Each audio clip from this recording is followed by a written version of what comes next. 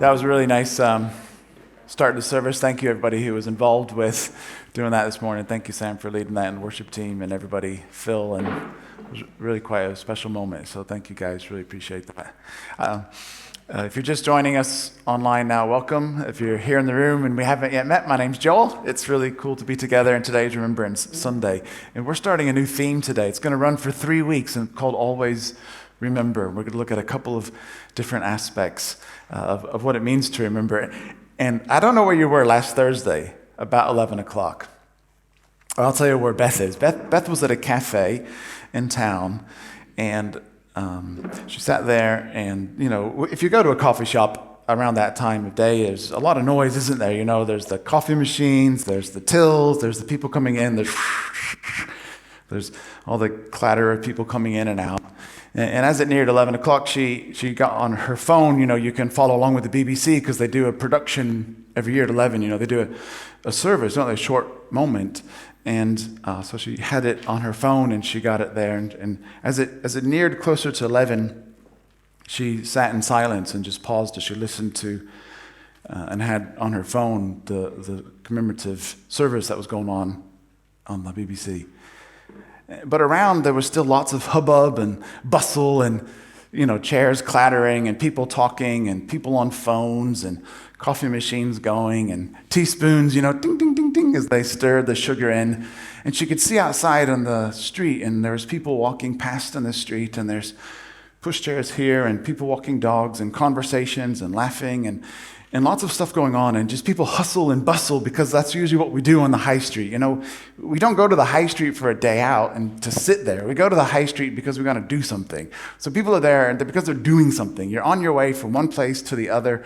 Maybe like Beth was having a coffee, someone's rushing to get somewhere to meet somebody or do something, and people are just rushing around. And there was a few old gentlemen there who were dressed in their uniforms. And as it reached 11 o'clock, she said this group of old men just stopped and stood in the middle of the street, hat off, and just stood in absolute silence and stillness for 2 minutes. And everything around them was still going.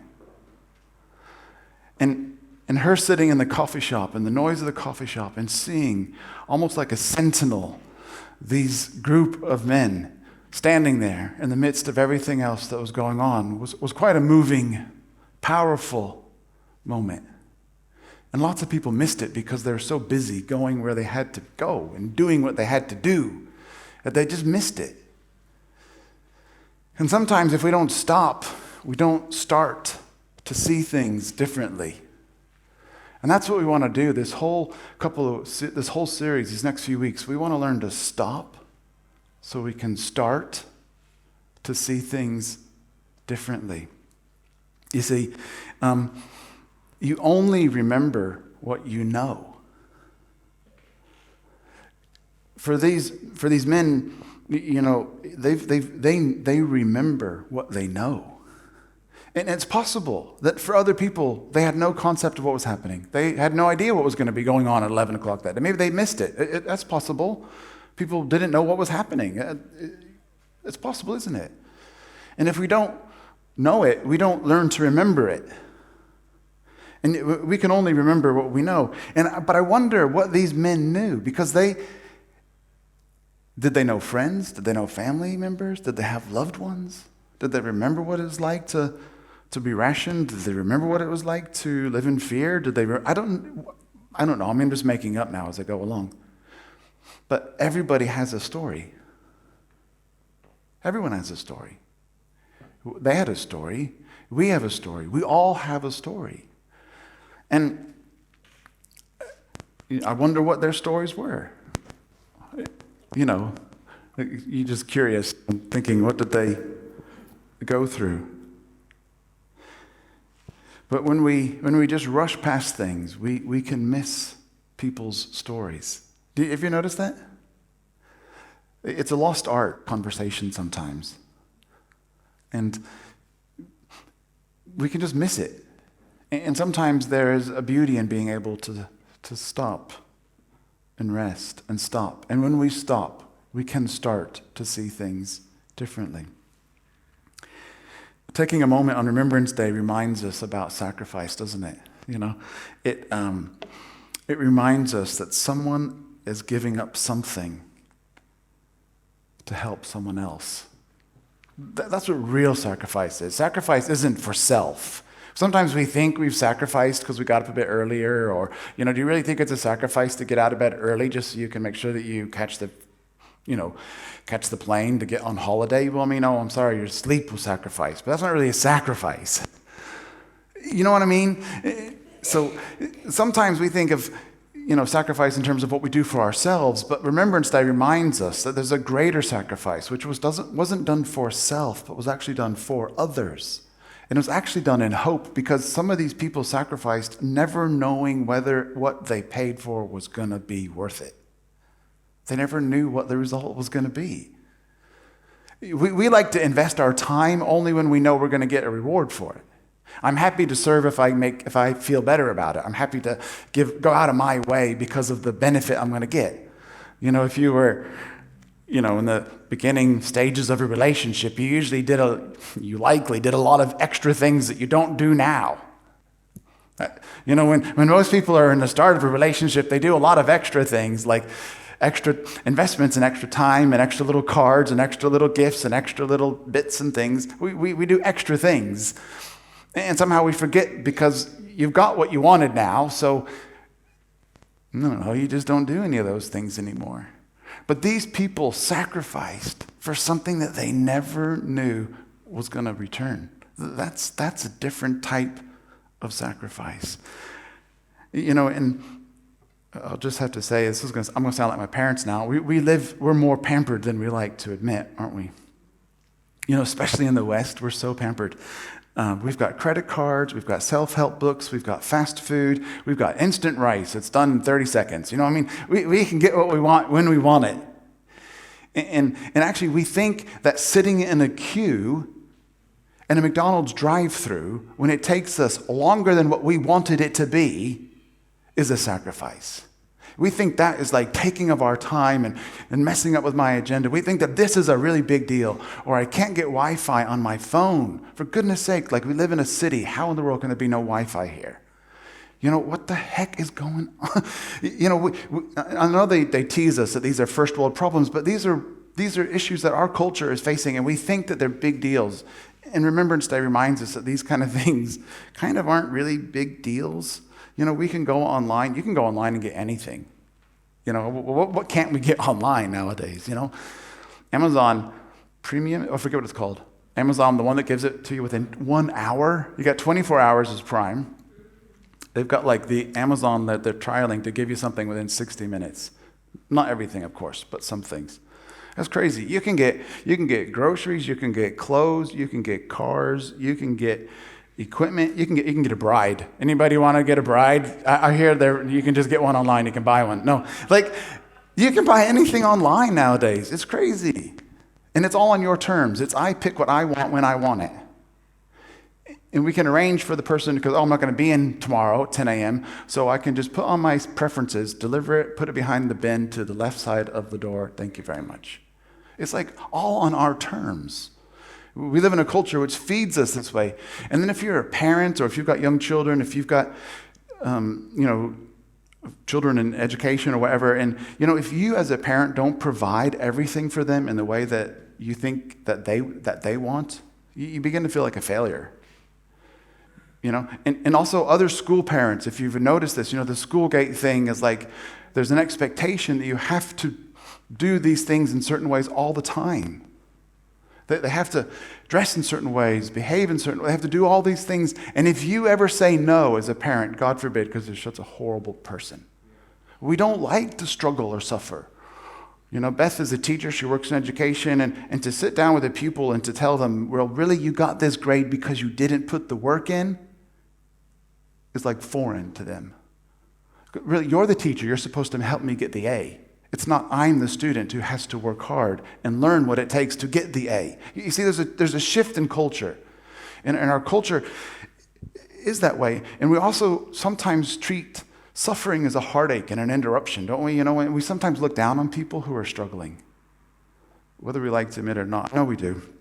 we view sacrifice almost as a bad thing. And when we are suffering or struggling with things, we somehow think life is all so unfair. And there's a great cosmic energy that's out to get us or something. We just hate having to have any sense of struggle and suffering. And maybe we just like things to be comfortable. And maybe you've been in a faith experience where God didn't do what you thought he should do. And so because life ended up being a bit worse or rough or not as smooth as you thought, all of a sudden God's the ogre that should be blamed. We always do this, don't we? We live, that's our culture. We like to just push it elsewhere. But today is Remembrance Day. And if we stop, we can start to see things differently. And maybe we can start to think and behave differently. Because Remembrance Day reminds us that sometimes life isn't all about my comfort and everything being convenient. Life's more than comfortability and convenience. It really is. If we remember today the men and women who sacrificed and gave their lives that they could have kept for themselves, and they laid it down for others. We do stand on the shoulders of giants. We're only here because of the gift of another. Whatever position in life you are, we're here because of others. And I want to look at two stories that are found in the Bible. And both of these stories are firsthand experiences or firsthand accounts, like first-time accounts, when these people, as far as we can tell, the first time that these people encountered Jesus. And the first one is about this guy named Matthew. And you can read about what happened to Matthew because the story of Matthew is actually recorded by three different authors. There's three different biographies. Matthew, Mark, and Luke, they write down these biographies about the life of Jesus. And all three of them who spent time with Jesus actually write about the experience. And it's almost identical. It's like verbatim, the same thing that happened. So I haven't given you the whole text. I've just given you the references. So in Matthew 9, Mark 2, and Luke 5, it's the same story written by three different people about their firsthand experiences and encounters with Jesus. And here's what it basically says. Jesus is there. He's got a few of his early followers with him, a few of his first disciples. He didn't have a big bunch. There weren't the main 12 yet. It was just a handful of them. And so a handful of them with Jesus are going down through this city, down through this place. And then they see this guy, Matthew, who's a tax collector. Now, tax collectors had what they call booths or stations. And so it could have been like a toll booth type of thing, when you're driving up the M6 and you got to pay that person to let you stay on the M6 toll road. It's like you stopped at this gate, you stopped at this place. And so it could have been something like that, or it could have been a tax officer who went around collecting taxes, but he had a station, he had an office. And I don't know about you, but something hasn't changed for thousands of years. We still don't like paying taxes. Right? Do you like paying taxes? Yeah, I didn't think so. Right? Who likes paying taxes? Even the super, super wealthy find ways to avoid every little last bit of tax that they can do. They pay less tax than we do. And isn't that annoying? You think, how's that possible? But we still hate taxes. But more than then, because now we hate the idea of taxes, but back then they hated the tax collector. Not only hating paying taxes. And here's why. So Matthew, who was one of their own, one of the Jewish people, was essentially working with the enemy because they were occupied people. The Romans owned the town. The Romans told you what to do, when to do it, how to do it. They set the laws. They controlled everything. And they charged you taxes for the privilege. And so Matthew, who's one of their own, is essentially working for the enemy. Now, he could have been somebody that you went to school with. And all of a sudden, he's grown up and he's become this tax collector, which you hate paying taxes anyway. And now your old friend from school is the one fleecing you because they were allowed to take extra and put it in their own pockets. They were allowed to set their own tax rates. And you think, well, this is crazy. So maybe when the disciples saw Jesus stop, they thought, yeah, he's gonna tell him off for not being a good Jewish boy because he's doing the wrong thing with the wrong people. Instead, Jesus stops and he looks at Matthew and he says, Matthew, come and follow me. And Matthew was just going about his everyday, ordinary business. There's nothing wrong with Matthew per se. Jesus just stops in front of him and says, "Follow me."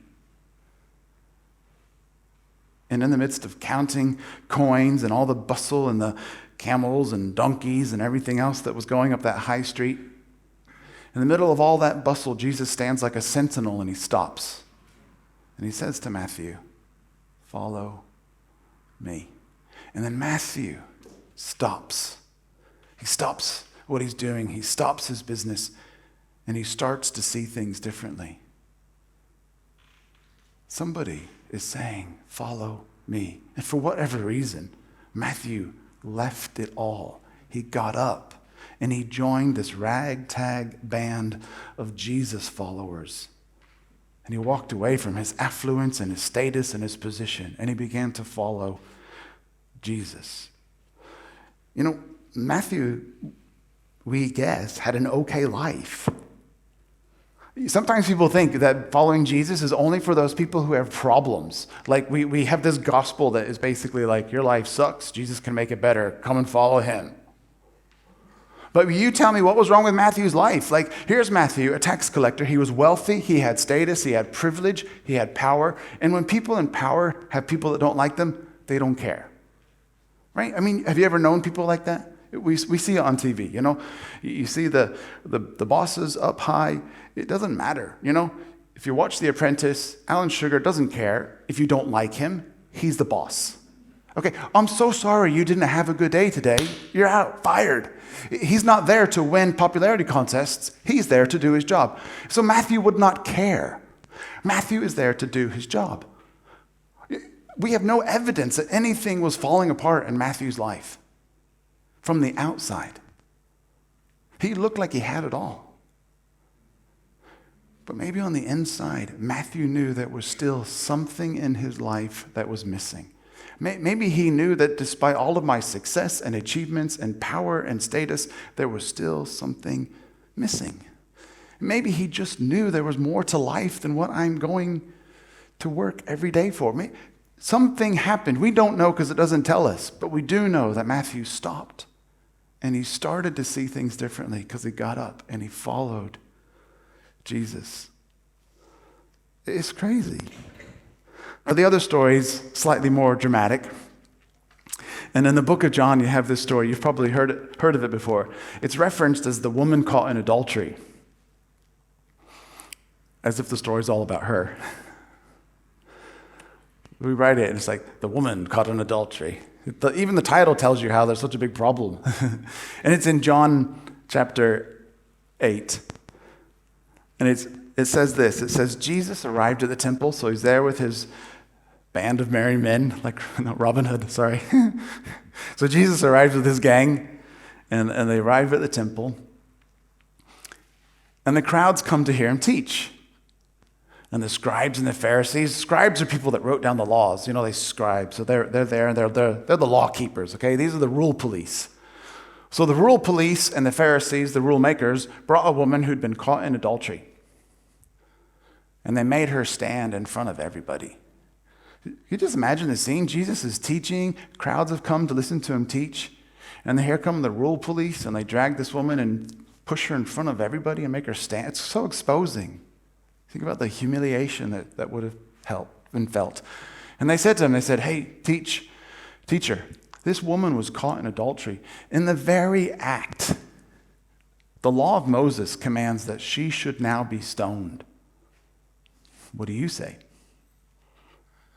They said this because they wanted to test Jesus. They wanted to find something that they could bring against him. And it carries on, and it says, Jesus bent down, and he began to write in the sand. Did you just imagine that? It was such a strange, it's like, come on, man. What are you going to do about it? Oh, that's a blank canvas. I think I'm going to work on my next piece of art. And he just doodles in the sand. It must have been such a weirdly infuriating experience. So they kept questioning him, demanding an answer. Yeah, of course, because he's busy working on his masterpiece. He's like, I'm an artist, leave me alone. I'll come out when my masterpiece is done, my opus. Anyway, so he's there and he's working on his grand masterpiece, and they keep saying to him, come on, give us an answer. And so it says he stands up and he says, that's fine. Whoever is without sin, you go ahead. You start us off. You throw the first stone.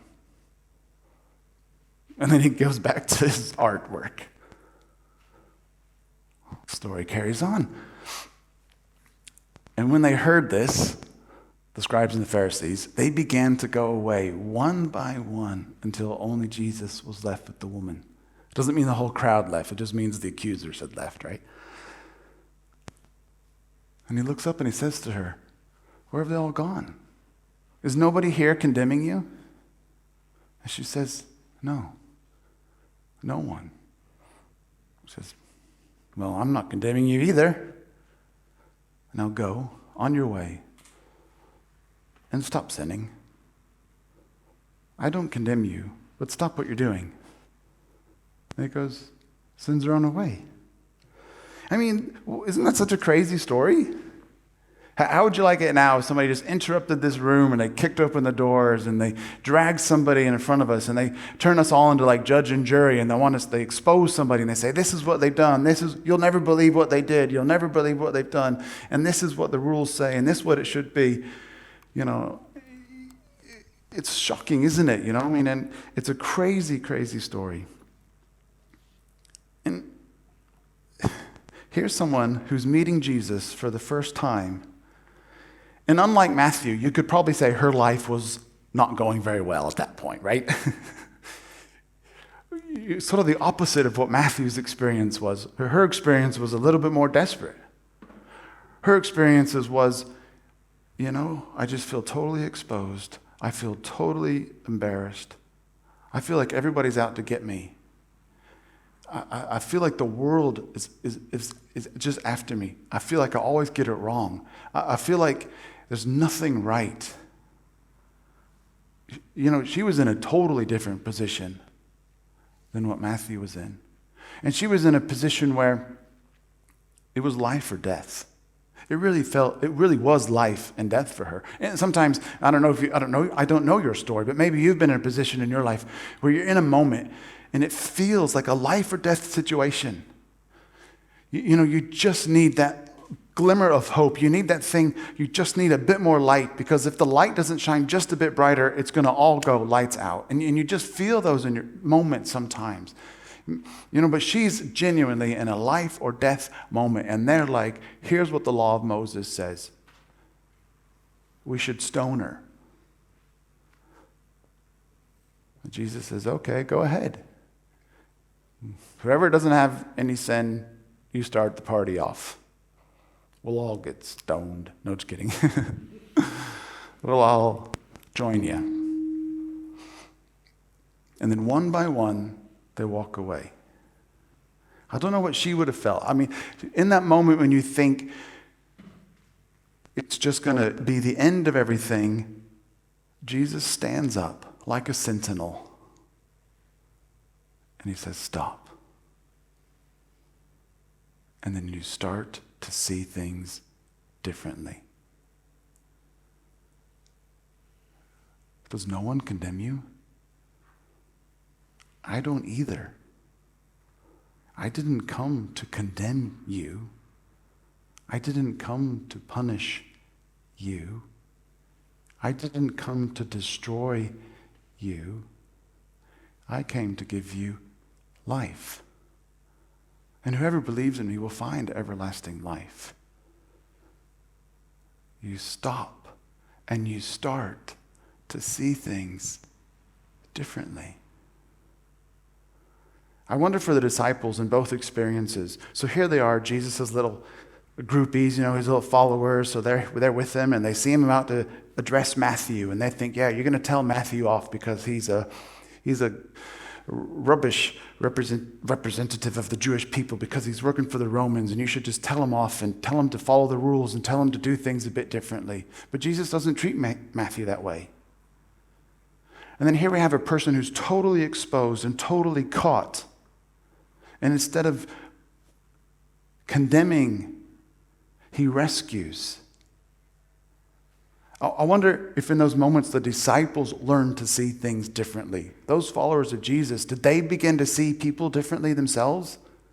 And instead of writing somebody like a Matthew off, the person who's successful, or writing somebody off like the woman here, who clearly her life is in a mess, instead of just writing those types of people off, you can't do that anymore because you have to stop and start to see things differently. Oh. And it seems like, we don't know, but it seems like for both stories, it's the first time these people encountered Jesus. It's the first time Matthew met Jesus. It's the first time this woman has this encounter with Jesus. The first time. Maybe it wasn't, but it seems that way. Their first experience. And I wonder, have you had an experience like that? Where's Jesus in your story? We said at the beginning that everyone has a story, and I wonder, where's Jesus in your story? Has he ever stepped in? Has anything interrupted your life, your path, your journey? Has anything ever happened and you've had to stop? Where's Jesus in your story? And I don't know what's going on in your life. I don't know your story. Maybe you're more like Matthew, who's got more success than failure to their name. Or maybe you feel more like the woman who's the world's just out to get you. And I don't know. Maybe the question for all of us is, what are we building our life on? Is our life fulfilled? Maybe like Matthew, we can begin to put our life in following someone who can change the way we do things, change the way we view things.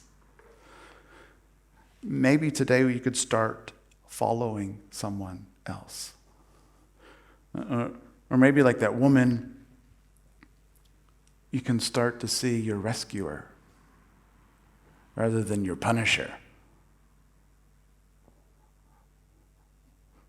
Maybe that's the moment. What if there was someone who was actually on your side? Someone who was actually for you? Someone who sees your mistakes and instead of destroying you because of them, says, I will redeem you in spite of them. That's a huge difference. That's the Jesus I know. And instead of your mistakes, destroys you, but in spite of your mistakes, restores you. That's the Jesus I know.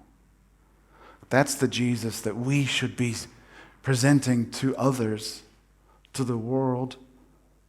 Because there's a lot of people out there who are going down the high streets and the hustle and bustle, and they just don't have any experience. They don't know what's happening. They don't know what's going on.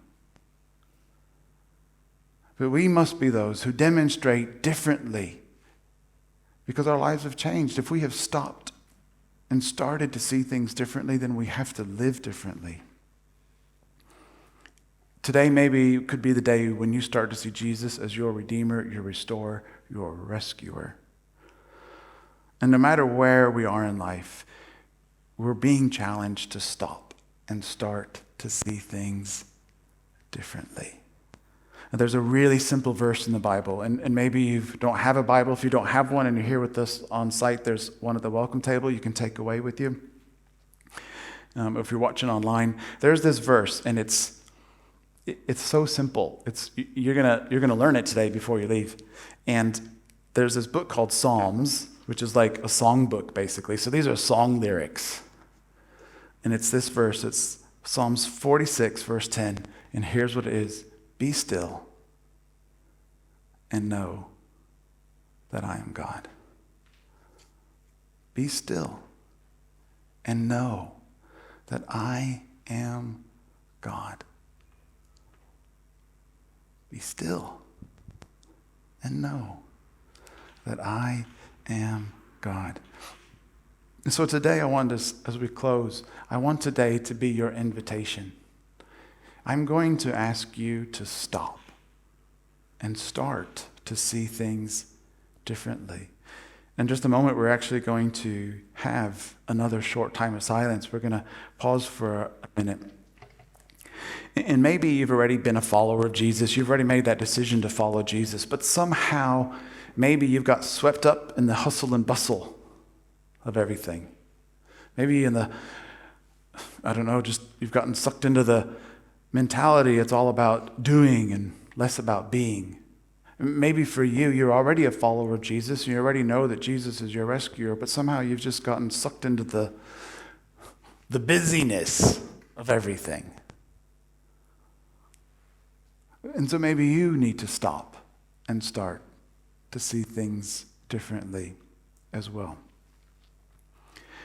And during this silence, I'm going to ask you to consider something. I'm going to ask you to see Jesus differently. And today, I want to ask you, will you make the choice to follow him? Will you make the choice to see him as your rescuer? And today could be the day that you say yes to following Jesus. Today you might not be the day because you still want a bit more time, and that's okay. But today could be the day.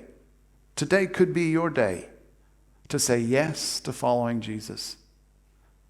And yes to seeing you as a rescuer, not a punisher. Today could be the day that you choose to give your life to Jesus. Here's something that's really helpful. Matthew followed without knowing where the road was going to end up. Sometimes in life, and I understand this, we want everything to be figured out, and we want all the pieces to line up and the puzzle to be put together. But sometimes, like the artist who draws in the sand, you don't yet know what the picture is going to look like. And sometimes following Jesus, you don't follow because you have all of the answers up front. You follow because you know that this next step is the right direction to start moving. And then you take the next step. And then you take the next step. Because Jesus didn't ask you to change your behavior. He just asked you to follow him. And as you follow in line with him, you begin to learn to see like him and live like him and experience what it means to follow Jesus. Matthew never repented of anything. Matthew simply obeyed the call to follow. That's what we're all being called to do, follow. Matthew eventually gave his life and died for his beliefs. So at some point along the way in his journeying, it became the thing that he gave his very life for. That Matthew did not know that on that afternoon when he stopped and got up. He just knew that my next step was to follow this man in front of me. He just knew that that was the one next step. And we want to help you wherever you're at in your life, your faith journey. We want to help you as you take just one next step. You don't need to know the end from the beginning. You just need to know the direction that we're heading in. So we're going to pause now. We're going to actually have just a minute of silence. And it's going to be probably a little bit awkward again, I know. But during the silence, I want you to stop. And I want you to start to think differently. Start to see differently. Maybe you see Jesus as your Savior. And maybe you choose to follow him. So let's pause now.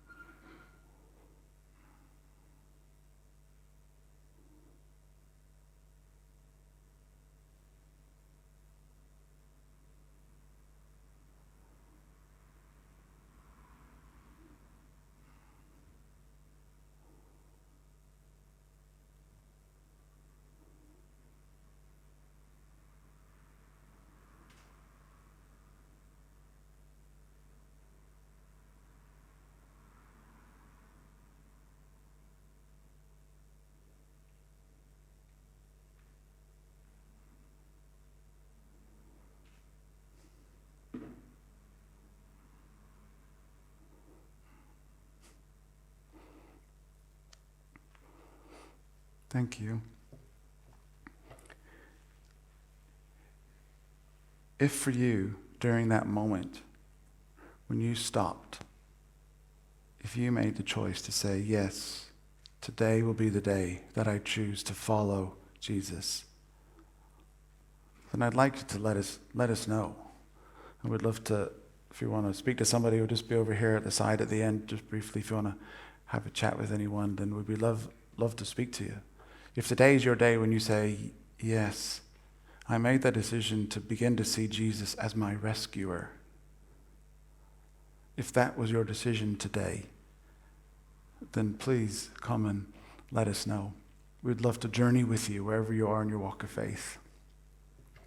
I'm just going to say a short prayer now, and then we'll wrap it up and hand over to Sam. God, thank you that you've given us the rhythm of remembrance. That even in the natural, our bodies have to stop sometimes. God, we have to stop. And help us to stop. Help us to start to see things differently. In the midst of all the busyness and the business that has to be done, help us sometimes to just stop. God, I just pray for everyone here this morning who's wondering what their next steps are, everyone who might be watching online, whatever their next steps are, I ask that you speak to them and make it clear. God, for anyone who feels like the world is against them and that you're only out to punish, I just ask that they would begin to see you differently. And God, as your followers, help us to follow you and help us to be like you in this world. God, we thank you for everything you've done and everything you're doing. And in your name we pray. Amen.